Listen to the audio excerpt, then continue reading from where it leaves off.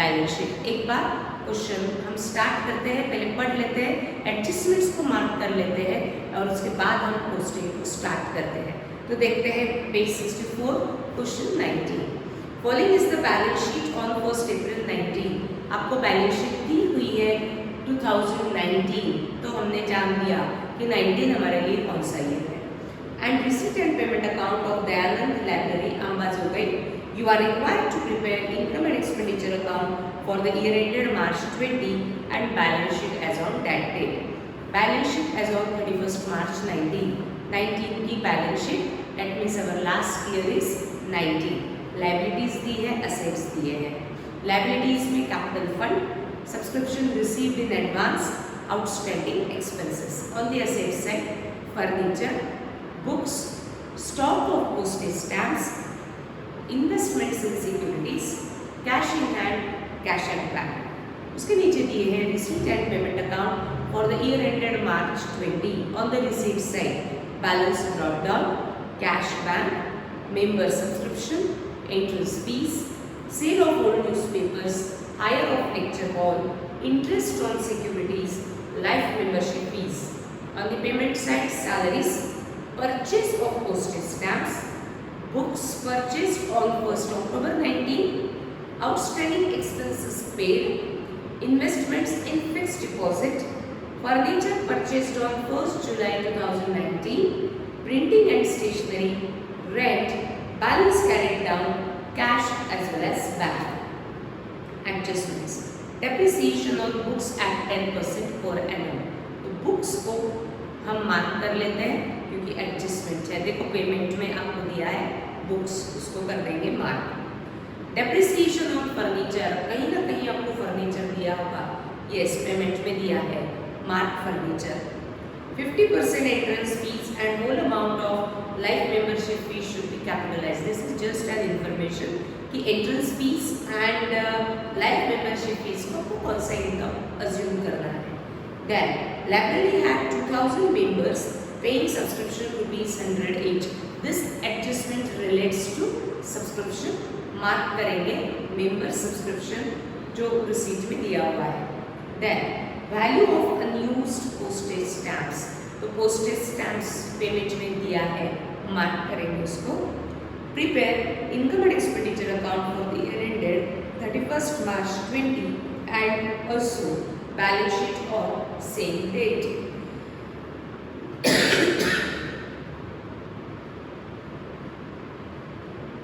Prepare income and expenditure account for the year ended March 20 and also balance sheet as on the same date। Adjustments हमने mark कर ली। अब देखो previous years balance sheet, जो entry receipt payment के entry से अगर कोई relate करती है तो उसको भी मुझे मार्क करना पड़ेगा। तो मैं देखती हूँ कैपिटल फंड, इससे रिलेटेड आपको कभी भी रिसीट पेमेंट में कोई एंट्री देंगे ही नहीं क्योंकि हम इसे as it is carry forward करते हैं। Then subscription received in advance, this entry relates to subscription और हमने सब्सक्रिप्शन वैसे भी मार्क किया हुआ है। देन आउटस्टैंडिंग एक्सपेंस, कहीं ना कहीं आपको कुछ आउटस्टैंडिंग एक्सपेंस दिए हुए हैं क्या, तो आपको पेमेंट में दिया हुआ है, तो इसको क्या करना है, ये इसी के साथ हमें एडजस्ट करना पड़ेगा। देन असेट्स, फर्नीचर, पेमेंट में ऑलरेडी फर्नीचर दिया है और वैसे भी फर्नीचर को हमने मार्क किया हुआ है। बुक्स पेमेंट में दिए हुए हैं और हमने उसको मार्क किए हुए हैं, यानी इस बुक्स को उसी बुक्स के साथ मुझे एडजस्ट करना पड़ेगा। स्टॉक ऑफ पोस्टेज स्टैम्प्स, उस पोस्टेज स्टैम्प्स के साथ जो पेमेंट में दिया है उसी के साथ मुझे इसको एडजस्ट करना पड़ेगा। इन्वेस्टमेंट इन सिक्योरिटीज़, आपको जो पेमेंट में दिया है वो इन्वेस्टमेंट इन फिक्स डिपॉजिट है और आपको जो असेट में दिया है that is investment in securities. तो आपको फिक्स डिपॉजिट को मार्क करने की ज़रूरत नहीं है, दोनों इन्वेस्टमेंट ये सेपरेट है, फिक्स डिपॉजिट अलग है एंड सिक्योरिटीज अलग है, उसको हम कंबाइन करके नहीं लिखेंगे, हम सेपरेटली लिखेंगे। Cash in hand, cash at bank receipt में आ चुका है, ठीक। तो अब हम पोस्टिंग करने के लिए आप रिसीट्स पूरा कंप्लीट कर सकते हो, आप पेमेंट्स पूरा कंप्लीट कर सकते हो। जिस स्टेज तक आप previous years balance sheet complete कर सकते हो आप कंप्लीट करेंगे। मुझे इस क्वेश्चन में आपको एक्सप्लेन करना है पोस्टेज स्टैम्प्स। तो आप जो भी पोस्टेज स्टैम्प से रिलेटेड एंट्रीज दी है वो आप कहीं भी पोस्ट नहीं करेंगे। यानी आपको कहाँ कहाँ पोस्टेज स्टैम्प्स दिया है, प्रीवियस ईयर के असेट में स्टॉक ऑफ पोस्टेज स्टैम्प्स दिया है, इसे आप पोस्ट नहीं करेंगे। पेमेंट में परचेज ऑफ पोस्टेज स्टैम्प्स दिया है, आप पोस्ट नहीं करेंगे। एडजस्टमेंट में फिफ्थ एडजस्टमेंट दी है, the value of unused postage stamps, आप पोस्ट नहीं करेंगे। बट काफ़ी स्टेज तक पोस्टेज स्टैम्प्स को पोस्ट ना करते हुए हम काफ़ी स्टेज तक एंट्रीज को कंप्लीट कर सकते हैं। सब्सक्रिप्शन भी पहले आप कंप्लीट करेंगे, ठीक। मैं भी कर रही हूँ बोर्ड पे, आपको क्या करना है, पहले रिसीप्ट पूरा आंसर में डालो, फिर पेमेंट आप पूरा आंसर में लाएंगे एक्सेप्ट पोस्टेज स्टैम्प्स, आप इनर कॉलम में भी नहीं लिखेंगे, आप कुछ भी नहीं करेंगे पोस्टेज स्टैम्प्स के लिए। फिर आप लाइबिलिटीज जो आप पोस्ट कर सकते हो, लाइबिलिटीज की प्रीवियस ईयर के, वो आप पोस्ट करो। असेट्स जो आप पोस्ट कर सकते हो पोस्ट करो। एडजस्टमेंट्स जितनी भी आपको आ सकती है आप करेंगे। पोस्टेज स्टैम्प्स के ऊपर सिर्फ आप मेरे साथ ही उसको पोस्ट करेंगे। तो पोस्टेज स्टैम्प्स को छोड़ के बाकी सारी एंट्रीज पहले आप कंप्लीट करो आंसर में। मैं भी ला रही हूँ एक एक एंट्री, जहाँ जहाँ मुझे लगता है कि नहीं मुझे यहाँ एक्सप्लेनेशन देना है मैं एक्सप्लेनेशन दूंगी, बट आप इंडिपेंडेंटली विद इन 10 मिनट्स सभी आ जाओ एक्सेप्ट पोस्टेज स्टैम्प्स, जल्दी से।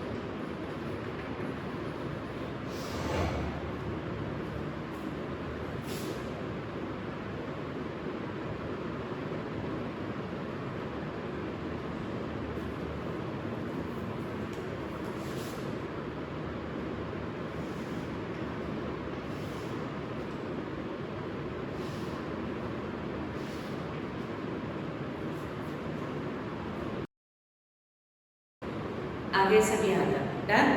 अब एक बार वापस पोस्टिंग हम एक बार रिवाइज कर लेते हैं, फिर हम एडजस्टमेंट की तरफ बढ़ते हैं। काफ़ी सारी एडजस्टमेंट आपने कंप्लीट किया हुआ है, मुझे मालूम है, बट फिर भी रिसीट्स है, balance brought down, last year की कैश, लास्ट ईयर का बैंक बैलेंस हम कभी पोस्ट नहीं करते, बट वो लास्ट ईयर के बैलेंस शीट में आ चुका है। ठीक। मेंबर सब्सक्रिप्शन कैपिटलाइज नहीं दिया है तो हमने लिखा इसको इनर कॉलम में on the income side. Entrance fees दिया हुआ है 50% कैपिटलाइज, इसलिए 50% को लायबिलिटी में एंड रिमेनिंग 50% को इनकम में पोस्ट किया। सेल ऑफ ओल्ड न्यूज़पेपर्स कहीं भी कैपिटलाइज नहीं है, revenue income. Hire of lecture hall capitalise नहीं है, revenue income. Interest on securities that is interest on investment, income capitalise नहीं दिया है। Life membership fees, whole amount of life membership should be capitalise, इसलिए full amount हमने record किया liability side में। Income की हर एक एंट्री, सॉरी रिसीट की हर एक एंट्री इनकम और लायबिलिटी में पोस्ट हो चुकी है। लायबिलिटी में वही एंट्रीज पोस्ट की है जिसके बारे में कैपिटलाइज दिया था, अदरवाइज हमने सारी एंट्रीज इनकम में पोस्ट कर दी है। फिर हम पोस्ट करते हैं पेमेंट। पेमेंट की हर एक एंट्री एक्सपेंस और असेट। तो सबसे पहले दिया है salaries, it is our expenditure, no adjustment. Postage stamps मैंने मना किया है पोस्ट करने के लिए। बुक्स, लाइब्रेरी का हम फाइनल अकाउंट बना रहे हैं तो लाइब्रेरी के लिए बुक्स ही लॉन्ग टर्म बेनिफिट देता है, और वैसे भी बुक्स लॉन्ग टर्म 1 साल से ज़्यादा बेनिफिट देता है, तो हम लिखते हैं उसको असेट में। डेट दी है तो मैंने इसके सामने डेट भी मेंशन किया। देन आउटस्टैंडिंग एक्सपेंसेस पे, जो एक्सपेंसेस आउटस्टैंडिंग थे वो आपने करंट ईयर में पे किए। तो कब थे आउटस्टैंडिंग? तो देखो लास्ट ईयर के लायबिलिटी में दिया है आउटस्टैंडिंग एक्सपेंस, वो अमाउंट 2000 ही है, कॉमा करेक्ट है, जीरो प्रिंट नहीं हुआ है, तो वो 2000 ही अमाउंट है। जो लास्ट ईयर 2000 एक्सपेंसेस आउटस्टैंडिंग थे, कुछ रीजन से हमने जिसे पे नहीं किया था वो कंपल्सरी हम कब पे करते हैं? करंट ईयर में। और करंट ईयर में वो पे हो चुके हैं ऐसा आपको पेमेंट भी बता रहा है। तो ये एक्सपेंस है कौन सी ईयर के? Last year. लास्ट ईयर में आपने पे नहीं किए इसलिए हमने उसको करंट ईयर में पे किया, but this expense relates to last year और वो लास्ट ईयर का है, तो वो हम करंट ईयर के एक्सपेंडिचर में पोस्ट नहीं कर सकते क्योंकि ये एक्सपेंस लास्ट ईयर के वो पूरे के पूरे पे हो चुके हैं। तो आपको इसको as it is carry forward करने की भी जरूरत नहीं है क्योंकि ये लायबिलिटी जीरो पे आ चुकी है। ठीक, आगे बढ़ते हैं। Investment in fix deposit, bank में इन्वेस्टमेंट किया इसलिए नाम दिया फिक्स डिपॉजिट। जो भी हमने फिक्स डिपॉजिट रखा है वो amount is receivable in future, that means it is our asset. Then furniture is our asset, तो असेट में लिखा बट डेट दी है तो मैंने उसको डेट मेंशन किया क्योंकि इस डेट का मुझे कहीं ना कहीं यूज करना पड़ेगा। Then printing and stationery rent is our expenses, no adjustment, हमने डायरेक्टली पोस्ट किया आउटर कॉलम में। Cash and bank balance is our asset, तो हमने इसे असेट में पोस्ट किया। अब जो रिसीट पेमेंट पोस्ट करने के बाद हम पोस्ट करते हैं प्रीवियस ईयर की बैलेंस शीट। जो लायबिलिटीज है वो एज इट इज लायबिलिटी में कैरी फॉरवर्ड करेंगे, जो असेट है वो एज इट इज असेट में कैरी फॉरवर्ड करेंगे। तो देखते हैं पहली लायबिलिटी कैपिटल फंड लायबिलिटी में है तो हमने भी इसको करंट ईयर के लायबिलिटी में पोस्ट किया। ये लॉन्ग टर्म आपकी लायबिलिटी आपको शो करनी पड़ती है। Then next entry subscription received in advance, this entry relates to subscription, तो हमें इसी सब्सक्रिप्शन में उसको एडजस्ट करना है।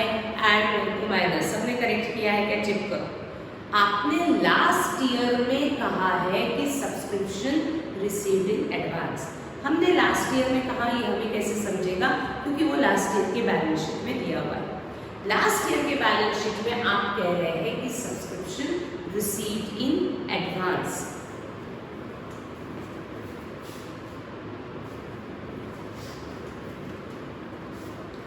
तो ये सब्सक्रिप्शन कौन सी ईयर का होगा? लास्ट ईयर में वो एडवांस में मिला। एडवांस में हमें कभी भी लास्ट ईयर का नहीं आगे के साल का मिलता है, तो 19 में अगर मुझे एडवांस में मिला यानी वो कौन सी ईयर का है? 20, and 20 is our current year है, करंट ईयर का, तो हमने इसमें कर दिया ऐड। आपको रिसीव लास्ट ईयर में हुआ बट वो कौन सी ईयर का है? करंट ईयर का है, और वो करंट ईयर का है इसलिए कर दिया ऐड। इसका सिग्नल इफेक्ट ही आएगा क्योंकि ये प्रीवियस ईयर के बैलेंस शीट में दिया हुआ है। हम एडजस्टमेंट के दो इफेक्ट शो करते हैं। तो सिंगल इफेक्ट करंट ईयर का है, इसलिए हमने कर दिया ऐड एडवांस लिखा है कौन सी ईयर में, लास्ट ईयर में, यानी वो करंट ईयर का है। ठीक, आगे आउटस्टैंडिंग एक्सपेंसेस जो थे वो पे हो चुके हैं, कोई लायबिलिटी अब अनपेड नहीं है। असेट्स में जो लास्ट ईयर फर्नीचर था ये लाइब्रेरी करंट ईयर में भी यूज करेगी, तो जो फर्नीचर था उसमें मैंने कर दिया ऐड, ये भी मुझे यूज करना है। बट उसका डेट कौन सी बैलेंस शीट में दिया है, 31 मार्च 19, तो मैंने उसके सामने डेट लिखा 31 मार्च 19, लास्ट ईयर की लास्ट डेट का बैलेंस। इसी को ही मैं कह सकती हूँ फर्स्ट ईयर के फर्स्ट डेट का बैलेंस। जो लास्ट ईयर के लास्ट डे को था वो करंट ईयर के फर्स्ट डे को भी रहेगा ना, तो आप इसकी डेट 31 मार्च 19 भी लिख सकते हो, या आप इसको 1 अप्रैल 19 भी लिख सकते हो। जो असेट लास्ट ईयर थी वो करंट ईयर से फर्स्ट डे से हमारे पास रहेगी, तो फर्स्ट डेट भी आप मेंशन कर सकते हो। दोनों को ऐड करके मैंने इनर कॉलम में ही रखा क्योंकि नीचे एडजस्टमेंट दिया हुआ है। उसके बाद असेट की next entry books. Last year की जो बुक्स थे लाइब्रेरी इस साल भी यूज करने वाली है, तो इस साल की बुक्स में मैंने कर दिया ऐड। इसकी डेट 31 मार्च 19 भी लिख सकते हो, या ईयर का फर्स्ट डे का डेट भी लिख सकते हो। जो लास्ट ईयर के लास्ट डे को था यानी वो करंट ईयर के फर्स्ट डे से आपके पास रहेगा, तो इसका डेट आप 1 अप्रैल 19 भी लिख सकते हो। तो टोटल बुक्स हमारे पास हो चुकी है 7,50,500। ना next stock of postage stamps, ये हम लास्ट में करने वाले हैं। इन्वेस्टमेंट इन सिक्योरिटीज, सिक्योरिटीज यानी ये इन्वेस्टमेंट मैंने शेयर्स में किया या मैंने कोई बॉन्ड्स परचेस किया तो उसको नाम दिया इन्वेस्टमेंट इन सिक्योरिटीज। ये इन्वेस्टमेंट हमारे पास कब तक रहेगी, जब तक हम उसको विड्रॉ नहीं करते तब तक, जब तक हम उसको सेल नहीं करते तब तक ये इन्वेस्टमेंट मुझे एवरी ईयर कैरी फॉरवर्ड करती रहनी पड़ेगी। हमने सेल किया, विड्रॉ किया, ऐसा कहीं भी मेंशन नहीं है, यानी जो लास्ट ईयर मेरे पास ये इन्वेस्टमेंट थी वो करंट ईयर में ही एज इट इज रहेगी, तो मैंने इसको करंट ईयर में as it is carry forward किया। Cash in hand, cash at bank, last year के कैश, लास्ट ईयर की बैंक हमने करंट ईयर के ओपनिंग में बैलेंस करके शो कर दिया है। रिसीट पेमेंट के फर्स्ट एंट्री आपको वही बता रही है बैलेंस ब्रॉट डाउन, तो इसको हम वापस कहीं और पोस्ट नहीं करते। यहाँ तक सबका करेक्ट ही होना चाहिए। अब हम एडजस्टमेंट्स की तरफ बढ़ते हैं। पोस्टेज स्टैम्प्स हम लास्ट में कर रहे हैं। Depreciation on books at 10% per annum, मैंने बुक्स नाम की असेट पे डेप्रिसिएशन है 10%। तो मैं देखती हूँ बैलेंस शीट में मैंने कहाँ लिखा है बुक्स, तो मैंने लिखा है बुक्स यहाँ पे। अब बुक्स में मैंने 1 लाख टोटल लिखी है, 650 लिखी है, फिर इन दोनों की टोटल लिखी है। डेप्रिसिएशन कभी भी हम हमेशा टोटल पे नहीं कैलकुलेट करते, उस असेट में जितनी भी असेट्स के पार्ट होंगे वो पार्ट पे आपको अलग अलग डेप्रिसिएशन चार्ज करना पड़ता है, क्योंकि हर एक की कॉस्ट अलग है तो हर एक का डेप्रिसिएशन अलग निकलेगा, हर एक की डेट अलग है तो हर एक का कैलकुलेशन अलग करना पड़ेगा। तो मुझे डेट को यहाँ यूज करना पड़ेगा फॉर कैलकुलेटिंग डेप्रिसिएशन। तो बुक्स पे मैंने 2 टाइप्स की बुक्स ऐड की है, तो मुझे दोनों पे डेप्रिसिएशन चार्ज करना पड़ेगा। सबसे पहली कॉस्ट है 1 लाख, तो मैं 1 लाख पे डेप्रिसिएशन कैलकुलेट करती हूँ। क्या रेट दिया है, 10%। अब ये 1 लाख की हमने डेट क्या लिखी है, 1 अक्टूबर, तो ये आपको बता रहे हैं कि ये बुक्स आपने अक्टूबर में परचेस की है तो हम उसको यूज करना स्टार्ट करेंगे अक्टूबर से। तो मुझे इसके ऊपर डेप्रिसिएशन कब से चार्ज करना है, 1 अक्टूबर से। करंट ईयर में आप कब तक चार्ज करोगे, 1 अक्टूबर से करंट ईयर के लास्ट डेट तक, दैट इज 31 मार्च तक। तो मुझे अक्टूबर टू मार्च काउंट करने पड़ेंगे, कितने मंथ्स का ये पीरियड है। अक्टूबर 1 दिया है तो मुझे अक्टूबर पूरा काउंट करना पड़ेगा। अक्टूबर, नवंबर, दिसंबर, जनवरी, फरवरी एंड मार्च, कितने मंथ्स के लिए आएगा, 6 मंथ्स। तो हम इसके आगे लिखेंगे 6/12। तो 1 लाख पे डेप्रिसिएशन चार्ज होगा 10%, बट डेट दिया है 1 अक्टूबर, तो हम कैलकुलेट करेंगे 1 अक्टूबर टू 31 मार्च, तो ये आएगा फर्स्ट बुक्स का डेप्रिसिएशन। कैलकुलेट करते हैं, 1 लाख पे 10% 10,000, बट फॉर 6 मंथ्स आएगा 5,000। ये फर्स्ट बुक्स का मैंने डेप्रिसिएशन निकाल दिया। बट इसमें और भी एक बुक मैंने ऐड किया है, कितनी अमाउंट का, 6,50,000। तो मैं कैलकुलेट करती हूँ 6,50,000 में 10%, बट उसका डेट है ना 31 मार्च 19 या 1 अप्रैल 19 टू हम जाएंगे 31 मार्च 20। अगर मैं अप्रैल 19 टू मार्च 20 या मार्च 19 टू मार्च 20 ये पीरियड देखती हूँ तो पूरे 1 ईयर का पीरियड, यानी इस बुक्स में मुझे पूरे 12 मंथ्स का डेप्रिसिएशन लगेगा और पूरे 12 मंथ्स का रेट ही 10%। तो जो भी 10% आएगा वो पूरे 12 मंथ्स के लिए आएगा। तो 6,50,000 का 10% इज 65,050। ये आया हमारा सेकेंड बुक्स का डेप्रिसिएशन। तो फर्स्ट बुक्स पे हमने चार्ज किया 5,000, सेकेंड बुक्स पे हमने चार्ज किया 65,050। तो टोटल हमने कितना चार्ज किया 70,050। ये टोटल डेप्रिसिएशन रहेगा ऑन बुक्स 70,050। तो लिखेंगे 70,050। देखो सबका करेक्ट है। अब डेप्रिसिएशन क्या करता है, एसेट की वैल्यू को बढ़ाता है, कम करता है, कम करता है तो करेंगे लेस। डेप्रिसिएशन आउटर कॉलम में अमाउंट लेस करके कैलकुलेट करते हैं 6,80,450, राइट। डेप्रिसिएशन एडजस्टमेंट में था तो इसका सेकेंड इफेक्ट देंगे एक्सपेंडिचर में to depreciation on books. Depreciation हाँ, तो depreciation is total 70,050, 70,050 done, right. अब वैसे ही आपको करना है फर्नीचर के साथ। फर्नीचर पे भी कितना डेप्रिसिएशन है, सेकेंड एडजस्टमेंट बता रहा है depreciation of furniture eight 8.5% per annum यानी 8.5% ये पूरे 12 मंथ्स का है। तो क्या मुझे फर्नीचर पे पूरे 12 मंथ्स का चार्ज करना है या 6 मंथ्स का चार्ज करना है, कितने मंथ्स का चार्ज करना है, वो डेट के अनुसार ही कैलकुलेट करना पड़ेगा। तो मैं देखती हूँ फर्नीचर, हमने फर्नीचर दो वैल्यूज ऐड की है, दो वैल्यूज ऐड की है तो दोनों पे अलग अलग डेप्रिसिएशन चार्ज। सबसे पहले वैल्यू है 30,000, तो हम 30,000 पे कैलकुलेट करेंगे 8.5%। बट ये 30,000 का डेट लिखा है 1 जुलाई, तो मुझे जुलाई से काउंट करना पड़ेगा। कहाँ तक? 1 July to year end that is 31 March. तो 1 जुलाई टू 31 मार्च अगर मैं काउंट करती हूँ तो पीरियड कितने मंथ्स के लिए आता है? जुलाई, अगस्त, सितंबर, अक्टूबर, नवंबर, दिसंबर, जनवरी, फरवरी, मार्च। कितने मंथ्स का? 9 मंथ्स का। तो हम कैलकुलेट करेंगे इनटू 9/12, तो आपको मिलेगा फर्स्ट फर्नीचर के पार्ट का डेप्रिसिएशन। फिर हम करेंगे सेकेंड पार्ट का डेप्रिसिएशन। सेकेंड पार्ट का अमाउंट इज 50,000। 50,000 पे 8.5%। कहाँ से कहाँ तक?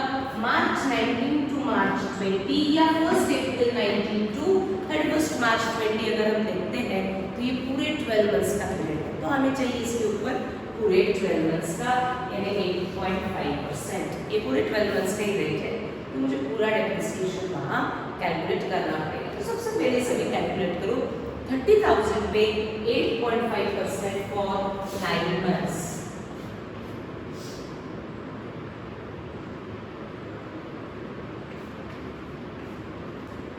पॉइंट में आ गया।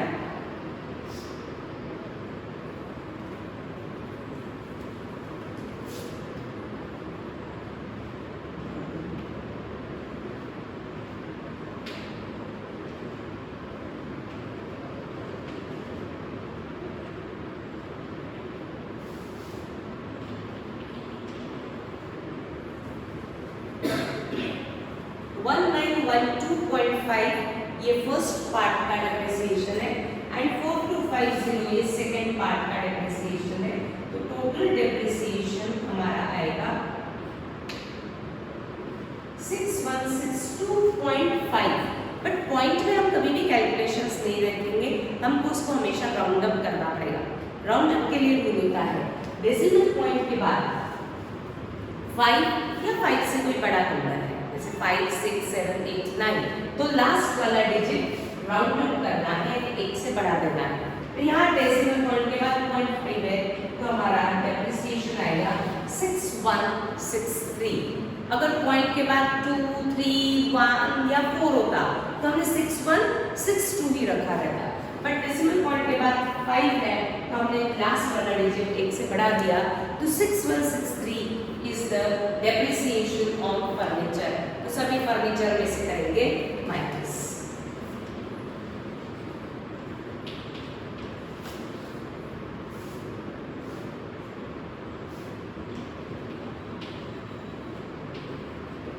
माइनस करके आउटर कॉलम में ट्रांसफर करते हैं।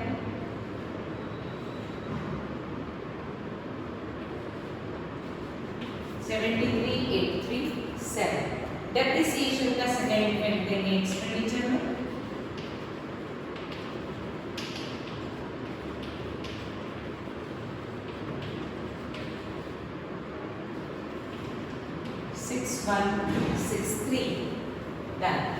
ना तो जितने भी पार्ट होंगे उन सब पे आपको अलग अलग डेप्रिसिएशन चार्ज करना पड़ेगा।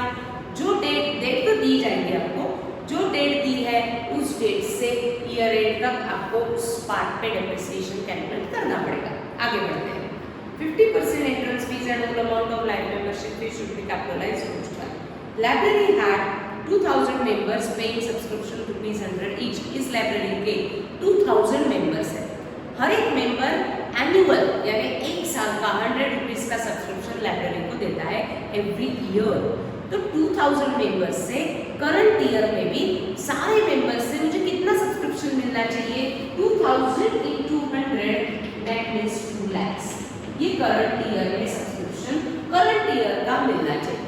अब सब्सक्रिप्शन का हिसाब देखते हैं। सब्सक्रिप्शन मुझे टोटल मिला था 180 करंट ईयर में, ये रिसीव में दिया है, ये करंट ईयर में रिसीव हो चुका है। इसमें कोई भी लास्ट ईयर नेक्स्ट ईयर कुछ भी दिया नहीं है, यानी ये 180 पूरा का पूरा करंट ईयर का है।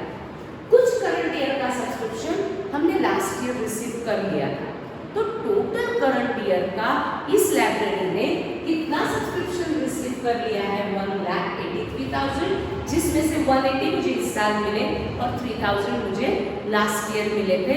तो टोटल 183 मुझे करंट ईयर का सब्सक्रिप्शन मिल चुका है, बट करंट ईयर में मिलना कितना चाहिए? 2 lakhs। Out of 2 lakhs 183 receive हो चुके हैं, दैट मीन्स करंट ईयर का अभी भी 17,000 नहीं मिला। जो नहीं मिला वो बन गया आउटस्टैंडिंग, तो मैंने ऐड किया आउटस्टैंडिंग 17,000।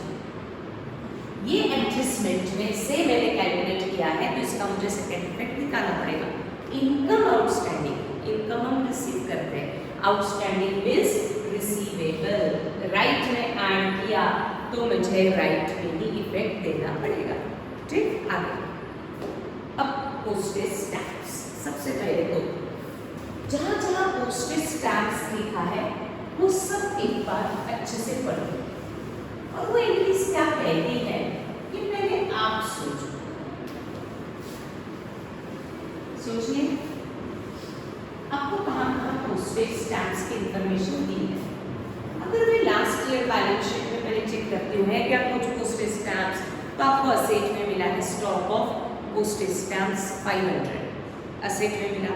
फिर मैं देखती हूँ रिसीट पेमेंट की, रिसीट में तो कोई पोस्टेज स्टैम्प्स नहीं दिया है, पेमेंट में दिया है परचेस ऑफ पोस्टेज स्टैम्प्स मिला। अब मैं देखती हूँ एडजस्टमेंट में कुछ पोस्टेज स्टैम्प से रिलेटेड एंट्री दी है क्या? यस, एडजस्टमेंट नंबर 5 बोल रहा है the value of unused postage stamps was ₹200। इन सब एंट्रीज को मुझे कंसिडर करके एक नेट अमाउंट पोस्टेज स्टैम्प्स की कैलकुलेट करनी पड़ेगी। ठीक, तो आपको सबसे पहले के लास्ट ईयर के बैलेंस शीट में लिखा है स्टॉक। मैंने एक स्टॉक का क्वेश्चन जब किया था तो मैंने काफ़ी सारा एक्सप्लेनेशन दिया था। जब भी किसी का स्टॉक दिया जाएगा, स्टॉक यानी क्या? जो यूज नहीं हुआ, राइट? स्टॉक लिखा है यानी वो यूज नहीं हुआ, वो अभी भी मेरे बिजनेस में दिख रहा है, यानी मैंने उसको यूज नहीं किया। जब भी आपको स्टॉक दिया जाएगा that means this amount represent unused used value, जो आपने यूज नहीं किया, दैट इज अनयूज्ड। आपको इनकम एंड एक्सपेंडिचर में कभी भी यूज्ड शो करना पड़ता है, कंज्यूम्ड शो करना पड़ता है। इनकम एंड एक्सपेंडिचर में हम जो भी एक्सपेंसेस शो करते हैं वो क्या शो हो रहा है कि इतना अमाउंट आपने यूज किया, राइट। तो जब आपको कभी भी स्टॉक दिया जाएगा तो इसका मतलब है कि कुछ अनयूज्ड है। अनयूज्ड है तो मुझे यूज्ड कैलकुलेट करना पड़ेगा। क्यों कैलकुलेट करना पड़ेगा यूज्ड? क्योंकि जितना यूज्ड होता है, जितना कंज्यूम्ड होता है, वो आपका एक्सपेंडिचर होता है। मैंने क्या कहा, जब भी किसी का भी आपको क्वेश्चन में स्टॉक, कहीं ना कहीं स्टॉक ये वर्ड दिखा, तो उस एंट्री का स्टॉक दिया है, दैट मीन्स आपको कैलकुलेट करना पड़ेगा यूज्ड, क्योंकि आपको अनयूज्ड दिया हुआ है। स्टॉक यानी unused.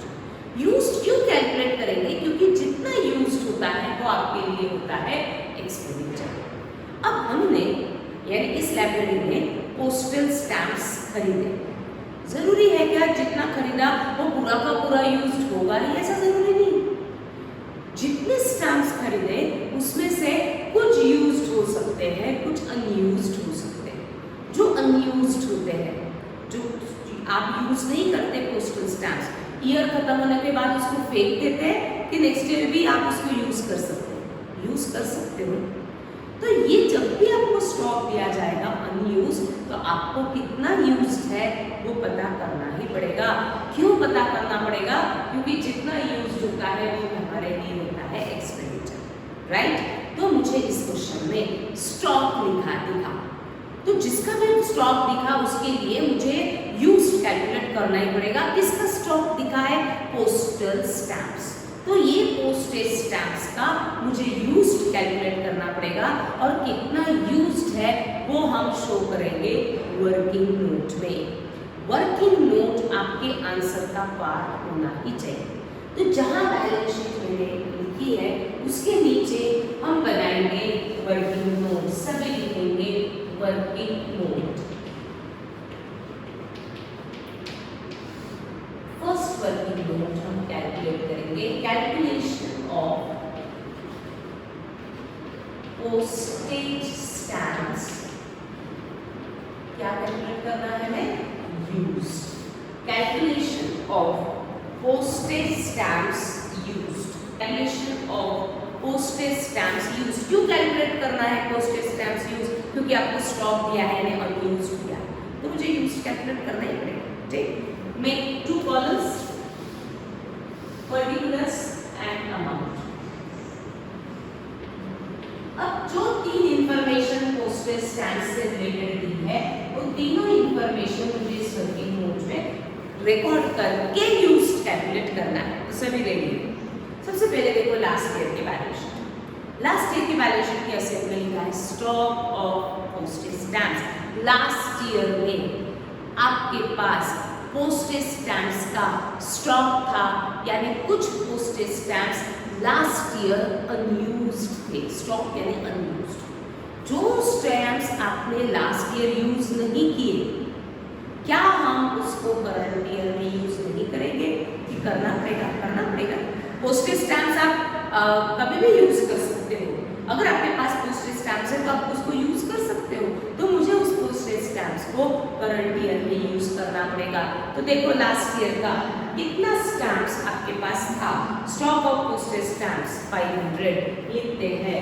Stock of postage stamps, मैं इसको लिखती हूँ opening stock of postage stamps. Opening क्यों? करंट ईयर में आप इसे यूज कर रहे हो, पर ये कौन से स्टैम्प्स है? लास्ट ईयर के बचे हुए। तो लास्ट ईयर का क्लोजिंग स्टॉक बनता है करंट ईयर का ओपनिंग स्टॉक। ये स्टैम्प्स मुझे करंट ईयर में यूज करने हैं, तो मैंने वहां से पहले चालू किया। क्या मेरे पास लास्ट ईयर के स्टैम्प्स है क्या? यस है, तो उसको पहले मुझे यूज करना है, तो उसको मैंने पहले लिखा ओपनिंग स्टॉक, ठीक। करंट ईयर की लास्ट ईयर की लास्ट डेट का है, यानी करंट ईयर के फर्स्ट डे का है, एंड फर्स्ट डे का रहता है हमेशा ओपनिंग, तो मैंने लिखा ओपनिंग स्टॉक 500, ये मुझे यूज करना है। पर ये स्टैम्प्स सफिशिएंट नहीं थे, तो हमने और करंट पेमेंट बताएगा। देखो पेमेंट में परचेस ऑफ पोस्टेज स्टैम्प्स, इसका क्या मीनिंग है कि करंट ईयर में हमने कुछ पोस्टेज स्टैम्प्स और परचेस किए। मेरे पास ऑलरेडी कितने थे 500 और मैंने कितने परचेस किए 1500, तो मेरे लिए ओपनिंग स्टॉक बढ़ जाएगा। तो मैं इसमें करती हूँ add purchase of postage stamps 1500।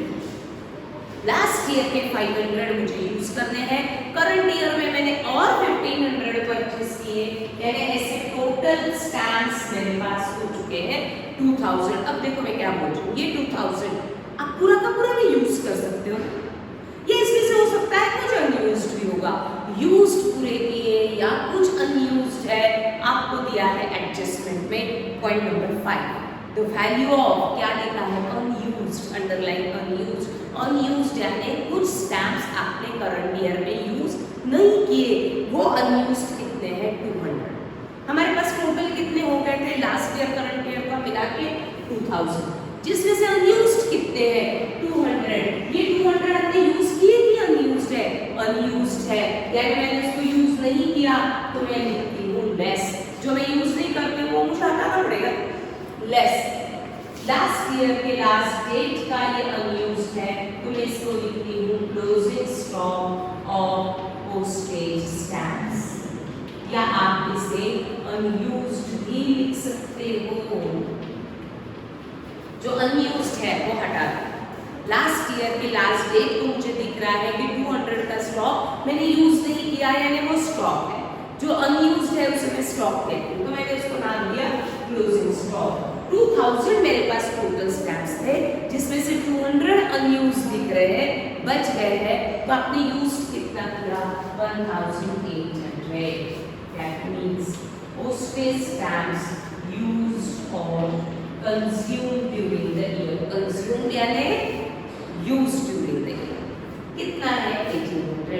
अब ये वर्किंग नोट से मैंने फाइंड आउट किया कि स्टैम्प्स एक्चुअल कितने यूज हुए करंट ईयर में 1800। ये यूज क्यों कैलकुलेट करना पड़ा, क्योंकि जितना यूज होता है उतना हमारा एक्सपेंडिचर होता है। फिर ये यूज आप कब कैलकुलेट करेंगे, जब आपको स्टॉक दिया जाएगा। तो जब भी आपको स्टॉक दिया जाएगा तो आपको ये वर्किंग नोट बनानी पड़ेगी। जो लास्ट ईयर का स्टॉक था वो इस साल मुझे यूज करना पड़ेगा। तो सबसे पहले मैंने लिखा ओपनिंग स्टॉक, प्लस मैंने और करंट ईयर में परचेस किए, मेरे पास टोटल स्टैम्प्स हो गए 2000, बट लास्ट डे को आपको बता रहे हैं कि ये 2000 में से 200 अनयूज्ड है, यानी 200 यूज नहीं किए। जो यूज नहीं किए वो मैंने कर दिया माइनस और कैलकुलेट किया stamps used during the year 1800। अब इसको मुझे पोस्ट करके जाना है। देखो लास्ट ईयर की बैलेंस शीट और रिसीट पेमेंट का सिंगल इफेक्ट आएगा, बट जो एडजस्टमेंट में है उसके मुझे डबल इफेक्ट देनी पड़ेगी। तो एक एक करके ओपनिंग स्टॉक ये कहाँ दिया था, लास्ट ईयर की बैलेंस शीट में था ना, वो वर्किंग नोट में आपने लिख दिया है, तो वापस इसको और पोस्ट करने की जरूरत नहीं है। ये परचेज कहाँ दिखा था, पेमेंट में है ना, सिंगल इफेक्ट वर्किंग नोट में आ चुका है, तो वापस इसको पोस्ट करने की जरूरत नहीं है। क्लोजिंग स्टॉक ये कहाँ था, एडजस्टमेंट में था। एक इफेक्ट मैंने वर्किंग नोट में लिखा है, तो इसका सेकेंड इफेक्ट मुझे कहीं ना कहीं और देना पड़ेगा, क्योंकि ये 200 आपको एडजस्टमेंट में दिया हुआ है। फिर ये क्या है, क्लोजिंग स्टॉक का लास्ट करंट ईयर के लास्ट डेट को बचे हुए स्टॉक, बचा हुआ पोस्टेज स्टैम्प्स। ये पोस्टेज स्टैम्प्स जो बच गए हैं, जो आपने यूज नहीं किए हैं, उसके ऊपर अधिकार किसका है, हमारा है। हम आगे भी इसको यूज करेंगे, हम करेंगे, लेकिन इसके ऊपर हमारा अधिकार, और जिसके ऊपर हमारा अधिकार वो हमारी होती है असेट। तो इसका सेकेंड इफेक्ट हम दिखाएंगे असेट में स्टॉक ऑफ पोस्टेज स्टैम्प्स, या आप ऐसा भी याद रख सकते हो any stock is your asset. क्यों, जो बच गया है उसके ऊपर अधिकार हमारा रहेगा, तो कोई भी स्टॉक लो वो आपका असेट ही होता है। ठीक, आगे ये हो गए इसके दो इफेक्ट। अब ये मैंने कैलकुलेट किया यानी ये एडजस्टमेंट हो गया, हिडन एडजस्टमेंट हो गया, तो इसको मुझे दो बार लिखना पड़ेगा। एक मैंने वर्किंग नोट में लिख दिया है, इसको और मुझे कहीं ना कहीं रिकॉर्ड करना पड़ेगा। क्या है यूज्ड, और मैंने कहा जितना यूज होता है उतना आपका एक्सपेंडिचर होता है, तो हम लिखेंगे एक्सपेंडिचर में पोस्टेज स्टैम्प्स। आगे में आप यूज्ड भी लिख सकते हो, बट ये लिखना मत भूलना एज पर वर्किंग नोट। आप एग्जामिनर को बता रहे हैं कि ये 1800 कॉपी करके नहीं आया, ये 1800 थ्रू वर्किंग नोट आया, तो मैंने लिखा एज पर वर्किंग नोट। एक बार वापस इसको रिवाइज करो पोस्टेज स्टैम्प्स का और लाइव सेशन में आ जाओ, क्लोजिंग करके आ जाना, टैली करके आना, टैली होगा ही, टैली करके आ जाओ और हम बढ़ते हैं। सरप्लस है, डेफिसिट है, कैलकुलेट करो, बैलेंस शीट टैली करो, पोस्टेज स्टैम्प्स को एक बार वापस रिवाइज करो और फिर मिलते हैं लाइव क्लास में। आ जाओ जल्दी से, देख पोस्टेज स्टैम्प्स के ऊपर डिस्कशन करेंगे और मुझे बताओ सरप्लस और डेफिसिट कितना। ठीक, थैंक यू।